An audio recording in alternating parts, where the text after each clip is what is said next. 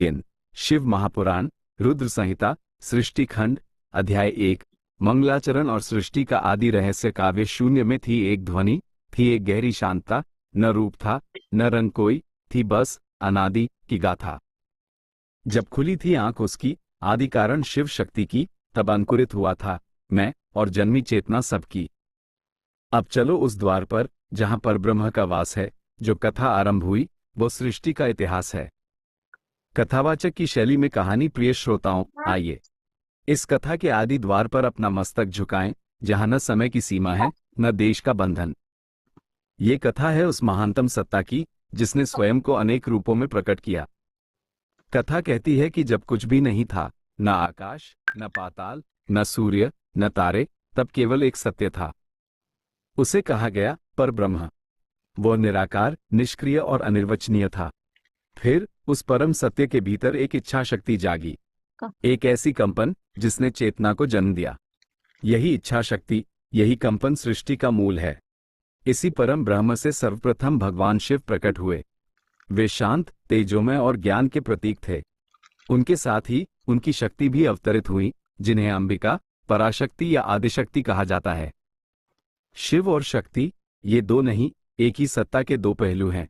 जैसे अग्नि और उसकी जलन, जैसे सूर्य और उसका प्रकाश।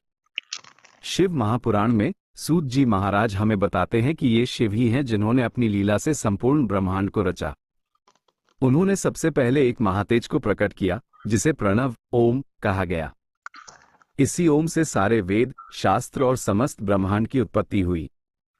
शिव ने अपनी शक्ति से स्वयं को 3 रूपों में विभाजित किया। ब्रह्मा सृष्टि करने वाले, विष्णु पालन करने वाले और स्वयं रुद्र संहार करने वाले। ब्रह्मा को सृष्टि की रचना का, विष्णु को उसके पालन का और रुद्र को अंत में उसे अपने में समा लेने का दायित्व सौंपा गया। ये त्रिशक्ति ही इस जगत का आधार है। इस प्रकार आदि में केवल शिव और शक्ति थे और फिर उनके संकल्प से यह महान लीला शुरू हुई। सोचिए, उस परम शून्य से यह रंगीन जटिल संसार कैसे उपजा होगा। जिज्ञासा भरा वाक्य। परंतु ब्रह्मा, विष्णु और रुद्र के इस विभाजन के बाद जब सृष्टि की वास्तविक रचना का कार्य शुरू हुआ, तब कौन था जो सबसे पहले उत्पन्न हुआ और किसने इस महान कार्य में सबसे पहले बाधा उत्पन्न की। अध्याय 2। ब्रह्मा विष्णु का अहंकार और ज्योतिर्लिंग का प्राकट्य काव्य। मैं बड़ा, मैं श्रेष्ठ हूं। जब ये द्वंद्व छा जाता है तब परम सत्ता स्वयं तेज बनकर आता है। एक खंभा आदि अंतहीन, जिसने गर्व को चूर किया, 2 देवताओं के मन का अंधकार दूर किया। सुनो वो क्षण जब ज्ञान का पहला प्रकाश फैला था। शिव ने अपनी अखंडता का रहस्य तब खोला था। कथावाचक की शैली में कहानी। प्रिय श्रोताओं, अहंकार ये बड़े बड़ों को भ्रम में डाल देता है। सृष्टि के आरंभ में जब हो गए, तब उनके मन में ये प्रश्न उठा, हम दोनों में श्रेष्ठ कौन है। ब्रह्मा जी बोले, मैं सृष्टा हूं। मैंने ही इस जगत को रचा है, इसलिए मैं ही श्रेष्ठ हूं। विष्णु जी बोले, नहीं, मैं पालन करता हूं। मैं इस सृष्टि को स्थिर रखता हूं। मैं ही परम सत्य हूं। यह वाद विवाद, यह अहंकार का कोलाहल जब बढ़ने लगा, तब अचानक उस शून्य में एक अद्भुत घटना हुई। वहां प्रकाश का एक अनंत खंभा प्रकट हुआ। वह खंभा इतना विशाल, इतना तेजोमय था कि उसकी ऊंचाई और गहराई का कोई अंत दिखाई नहीं दे रहा था। वह न आदि था न अंत। ब्रह्मा और विष्णु दोनों उस महातेज को देखकर चकित रह गए। उनका सारा वाद विवाद क्षण भर में शांत हो गया। उन्होंने निश्चय किया कि वे इस स्तंभ का आदि और अंत जानेंगे। विष्णु जी ने वराह, सूअर का रूप धारण किया और उस स्तंभ की जड़ को खोजने के लिए पाताल की ओर चल पड़े। ब्रह्मा जी ने हंस का रूप लिया और उसके शिखर की तलाश में आकाश की ओर उड़ चले। हजारों वर्ष बीत गए, पर न खंभे का आदि मिला न अंत। थक हार कर दोनों वापस उसी स्थान पर लौटे। दोनों का अहंकार टूट चुका था। वे समझ गए कि यह कोई साधारण तेज नहीं है, बल्कि परम सत्ता का ही कोई रूप है। तभी उस ज्योतिर्मय स्तंभ के मध्य से भगवान शिव अपने साकार रूप में प्रकट हुए। उनके मस्तक पर चंद्रमा, गले में सर्प और शरीर पर भस्म लगी थी। उन्होंने मुस्कुराते हुए ब्रह्मा और विष्णु को बताया कि वे तीनों, ब्रह्मा, विष्णु, रुद्र, एक ही परम सत्ता के कार्यकारी रूप हैं। और यह जो स्तंभ है, यह उनका ज्योतिर्लिंग रूप है जो अनादि और अनंत है। जिज्ञासा भरा वाक्य। लेकिन जब ब्रह्मा जी को शिखर नहीं मिला, तब उन्होंने एक छोटा सा झूठ क्यों बोला और इस झूठ का परिणाम क्या हुआ, जिसका दुख आज भी उन्हें भोगना पड़ता है। अध्याय 3। ब्रह्मा का असत्य और केतकी पुष्प को शाप। काव्य सत्य की राह पर जब एक छलावा आ जाता है, तब युगों युगों तक उसका दोष रह जाता है। ईमानदारी ही है वो जो देवों को महान करे। केतकी का फूल क्यों पूजा से वंचित फिरे? देखो उस क्षण को जब क्रोध का बादल छाया था, जब शिव के मुख से न्याय का विधान आया था। कथावाचक की शैली में कहानी। प्रिय श्रोताओं, अब कथा एक ऐसे क्षण की ओर मुड़ती है जहां सत्य और असत्य का भेद स्पष्ट होता है। विष्णु जी ने वराह रूप में बहुत नीचे तक यात्रा की, पर उन्हें कोई अंत नहीं मिला। वे लौटकर आए और सत्य स्वीकार किया। प्रभु, इस स्तंभ का न तो कोई अंत है और न कोई आदि। मेरा अहंकार चूर हो गया, परंतु ब्रह्मा जी के मन में अभी कुछ गर्व शेष था। आकाश में उड़ते हुए उनकी भेंट केतकी के पुष्प से हुई। केतकी का फूल नीचे गिर रहा था। ब्रह्मा जी ने उससे पूछा, तुम कहां से आ रही हो? केतकी ने कहा, मैं इस ज्योतिर्लिंग के शिखर से गिर रही हूं। ब्रह्मा जी के मन में छल आया। उन्होंने केतकी को झूठी गवाही देने के लिए मना लिया। जब वे शिव के सामने लौटे तो ब्रह्मा जी ने असंतोष से कहा, प्रभु, मैंने आपका शिखर खोज लिया है। ये केतकी का फूल इसकी गवाही देगा। जैसे ही केतकी ने झूठी गवाही दी, शिव के मुख से क्रोध की ज्वाला निकली। उन्हें सब पता था, सत्य को कोई छिपा नहीं सकता। शिव ने केतकी के फूल को भी शाप दिया, तुमने असत्य में सहयोग दिया है, इसलिए आज से तुम्हें मेरे मस्तक पर कभी नहीं चढ़ाया जाएगा। तुम मेरे पूजन में वर्जित रहोगी। इस घटना ने यह स्थापित किया कि सत्य ही परम ब्रह्म है और अहंकार तथा असत्य का परिणाम चाहे वह कितना ही बड़ा देवता क्यों न हो, उसे भुगतना ही पड़ता है। जिज्ञासा भरा वाक्य। ब्रह्मा जी को जब सृष्टि रचना का वास्तविक कार्य सौंपा गया, तब उन्हें सबसे पहले किन मानस पुत्रों की रचना करनी पड़ी और उन पुत्रों के जन्म के पीछे की मूल प्रेरणा क्या थी? अध्याय 4। पंच तत्वों की रचना और ब्रह्मा जी की सृष्टि का आरंभ। काव्य। जब टूटे अहंकार के बंधन सारे टूट गए, तब सृष्टि के बीज भी अंकुरित हो फूट गए। एक एक कर तब गढ़ा आकाश, वायु, अग्नि को, फिर जल और पृथ्वी को, पंच तत्वों की ध्वनि को। सुनो वो गूढ़ प्रक्रिया जो आज भी जारी है, किस तरह ब्रह्मा जी ने ये दुनिया संवारी है। कथावाचक की शैली में कहानी। श्रोताओं, अपने अहंकार के क्षय के बाद ब्रह्मा जी ने शांत मन से भगवान शिव की स्तुति की। शिव ने उन्हें सृष्टि रचना का कार्य पूर्ण करने का ज्ञान और शक्ति प्रदान की।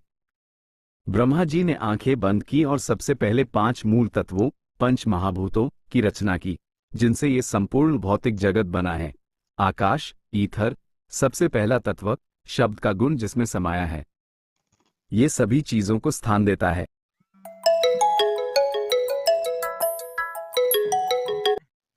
वायु, पवन, दूसरा तत्व जिसमें स्पर्श का गुण है, ये गति और प्राण का आधार है। अग्नि, तेजस, तीसरा तत्व जिसमें रूप, देखने की क्षमता का गुण है, यह ऊर्जा और प्रकाश है।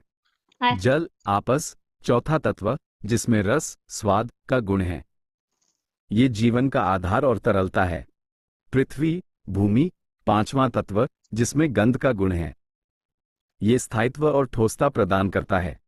इन पंच तत्वों की रचना के बाद ब्रह्मा जी ने सृष्टि की मानसिक रचना आरंभ की। उन्होंने अपने मन से कुछ पुत्रों को उत्पन्न किया जो सृष्टि के कार्य में उनकी सहायता कर सकें। इन्हें मानस पुत्र कहा जाता है। इन मानस पुत्रों में सनक, सनंदन, सनातन और सनय कुमार प्रमुख थे। ये चारों पुत्र जन्म लेते ही वैराग्य और ज्ञान से परिपूर्ण थे। उन्होंने पिता ब्रह्मा से कहा, पिताजी, हम इस मायावी संसार के बंधन में नहीं बंधना चाहते। हम तो केवल शिव की भक्ति और मोक्ष के मार्ग पर ही चलेंगे। अपने ही पुत्रों का विरक्त होना देखकर ब्रह्मा जी को दुख हुआ। उन्हें लगा कि उनका सृष्टि रचना का कार्य कैसे आगे बढ़ेगा, क्योंकि पुत्रों ने तो विवाह और संसार बढ़ाने से ही मना कर दिया। जिज्ञासा भरा वाक्य। जब ब्रह्मा जी के पहले मानस पुत्रों ने सृष्टि बढ़ाने से इनकार कर दिया, तो उनके मन से क्रोध और दुख के साथ और क्या उत्पन्न हुआ, जिसने तत्काल एक विशालकाय आकृति को जन्म दिया। अध्याय 5।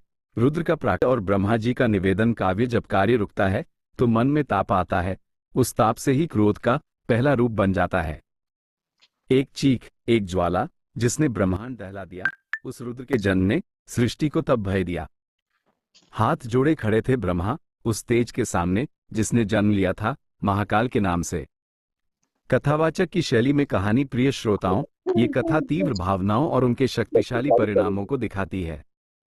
ब्रह्मा जी के हृदय में घोर निराशा और क्रोध उत्पन्न हुआ। ये क्रोध और दुख इतना प्रचंड था कि वह उनके भान से धुएं के रूप में प्रकट होने लगा। इसी क्रोध और दुख के सघन रूप से भगवान रुद्र का प्राकट्य हुआ। उनका रूप भयंकर था। वे अर्धनारीश्वर के अग्नि जैसी और उनका रोना अट्टहास जैसा था। उनके तेज से पूरा ब्रह्मांड कंपने लगा। रुद्र ने जन्म लेते ही जोर जोर से रोना शुरू कर दिया और ब्रह्मा से पूछा, मेरा नाम क्या है और मेरा कार्य क्या है? ब्रह्मा जी रुद्र के इस विशाल और भयावह रूप को देखकर डर गए। वे समझ गए कि यह उनके क्रोध से उत्पन्न एक महान शक्ति है। ब्रह्मा जी ने हाथ जोड़कर कहा, हे देव, आप मेरे क्रोध से उत्पन्न हुए हैं, इसलिए आपका नाम रुद्र, रुलाने वाला, होगा। और आपको 11 अन्य नाम भी दिए जाएंगे, मन्यु, मनु, महिनैस, महान, शिवकृत, ऋध्वज, उग्रता, भव, काल, वामदेव और धृतव्रत। इसके बाद ब्रह्मा जी ने रुद्र से निवेदन किया, हे रुद्र, आप अब सृष्टि के विस्तार का कार्य करें। आप अपनी शक्ति से 11 अन्य रुद्रों की रचना करें और उन्हें स्त्री शक्तियों के साथ मिलाकर इस जगत में सृजन का कार्य करें। लेकिन रुद्र का स्वभाव तो वैरागी और संहारकारी था। उन्होंने अपनी शक्ति से 10 अन्य रुद्रों को जन्म दिया, पर वे सभी भी मोह माया से दूर केवल तपस्या और विरक्ति के मार्ग पर चलने लगे। ब्रह्मा जी की सारी योजना फिर से अधूरी रह गई। जिज्ञासा भरा वाक्य जब ब्रह्मा जी की पहली 2 बार की सृष्टि संकार, तब उन्हें अंततः क्या करना पड़ा, जिसके बाद उन्होंने मानव और अन्य प्रजापतियों को उत्पन्न करने का सफल मार्ग खोज लिया? काव्य जब बार बार हो विफलता और लक्ष्य दूर हो जाता है, तब अहंकार नहीं, नम्रता से ही रास्ता मिल जाता है। झुका मस्तक, किया तप, मिटाया मन का द्वंद्व था, शिव का आशीर्वाद ही सृष्टि का सच्चा संबंध था। आओ चलें उस पल में जब ज्ञान का दीपक जला और त्रिपुरारी की कृपा से सृष्टि का क्रम चला। कथावाचक की शैली में कहानी प्रिय श्रोताओं, सृष्टि का कार्य इतना आसान नहीं था।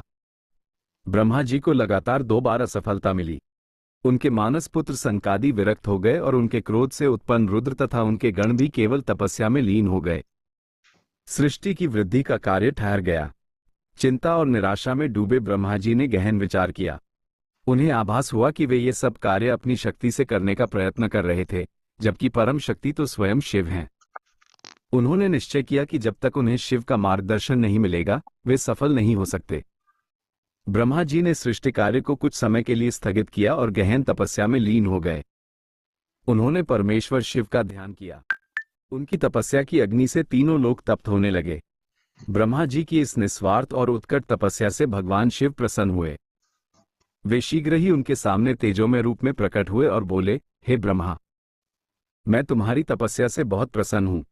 तुम्हें किस वस्तु की अभिलाषा है?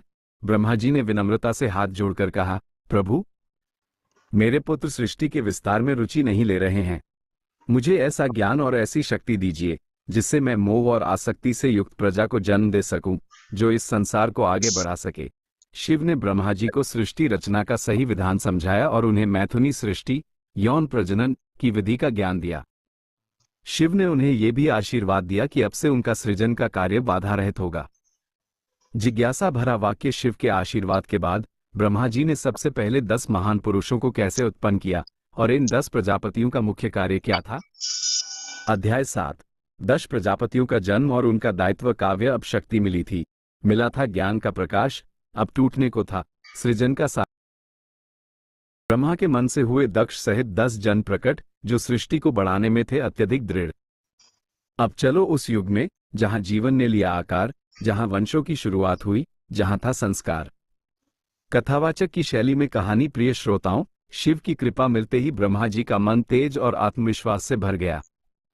अब उन्होंने साकार सृष्टि के निर्माण का कार्य आरंभ किया। उन्होंने अपनी योगमाया का सहारा लिया और अपने शरीर के विभिन्न अंगों तथा मन से 10 ऐसे पुत्रों को उत्पन्न किया जिन्हें प्रजापति कहा गया।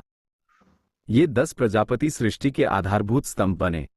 इनके नाम इस प्रकार हैं: मरीचि, अत्रि, अंगिरा, पुलस्त्य, पुलक, क्रतु, भृगु, वशिष्ठ, दक्ष, नारद या कुछ ग्रंथों के अनुसार कर्दम। इन प्रजापतियों को ब्रह्मा जी ने स्पष्ट दायित्व सौंपा। आप सब इस सृष्टि के विस्तार में सहयोग करेंगे।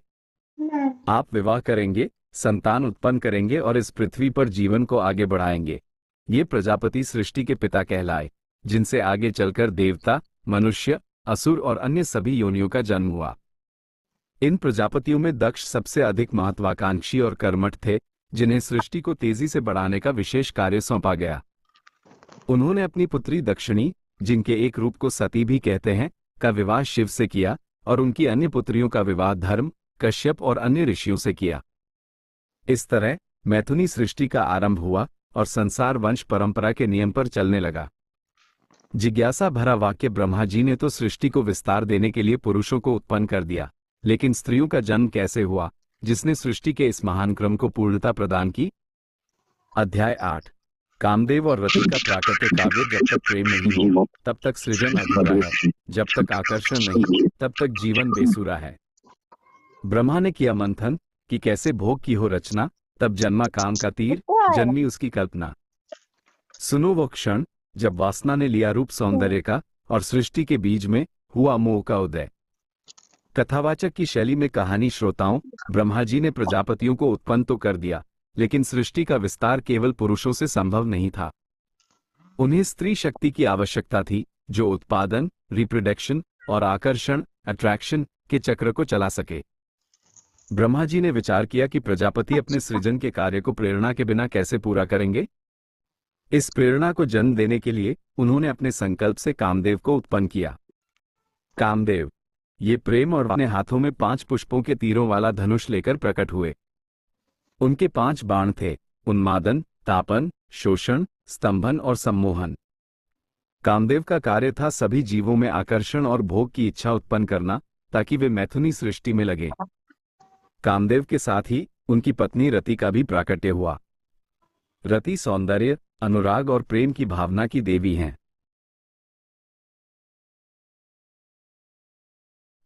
ब्रह्मा जी ने कामदेव से कहा, हे काम, तुम सभी जीवों के हृदय में निवास करो।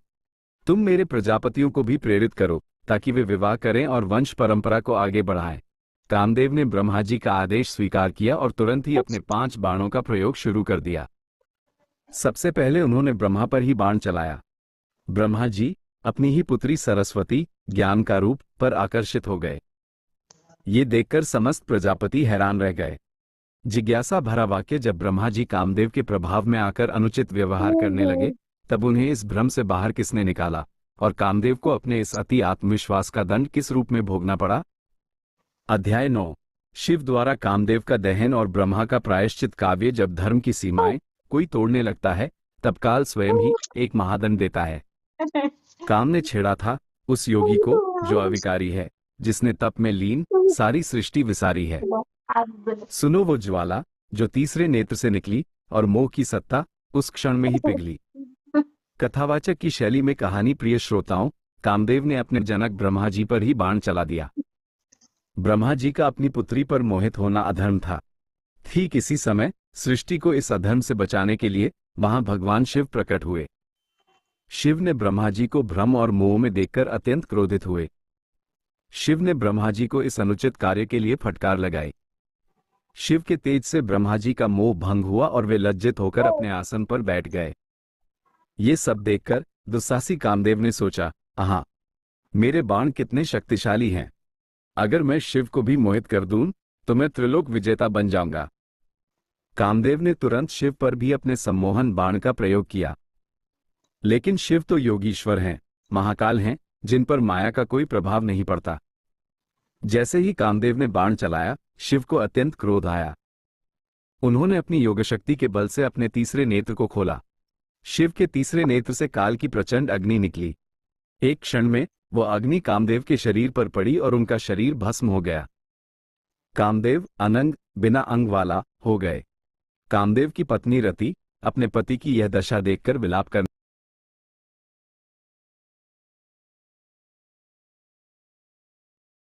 शिव ने शांत होकर कहा, हे रति, काम ने घमंड में आकर यह कार्य किया था। अब यह अनंग रूप में ही रहेगा। परंतु जब भगवान विष्णु पृथ्वी पर कृष्ण के रूप में अवतार लेंगे, तब ये तुम्हारे पुत्र प्रद्युम्न के रूप में जन्म लेगा और तुम्हें पुनः साकार रूप में प्राप्त होगा। इस घटना के बाद ब्रह्मा जी ने भी प्रायश्चित किया और अपनी रचना को धर्म के नियमों के अनुसार आगे बढ़ाया। जिज्ञासा भरा वाक्य। जब ब्रह्मा जी ने सफलतापूर्वक दक्ष और अन्य प्रजापतियों के माध्यम से सृष्टि को आगे बढ़ाना शुरू किया, तब उन्हें असुरों और राक्षसों के जन्म के लिए कौन सा विशेष प्रयत्न करना पड़ा? अध्याय 10। ब्रह्मा जी की देह से धर्म, अधर्म, मनु और शत्रुपा का जन्म। काव्य। एक ओर था ज्ञान, एक ओर थी मोह की छाया, तभी संतुलन के लिए जन्मी शिव की माया।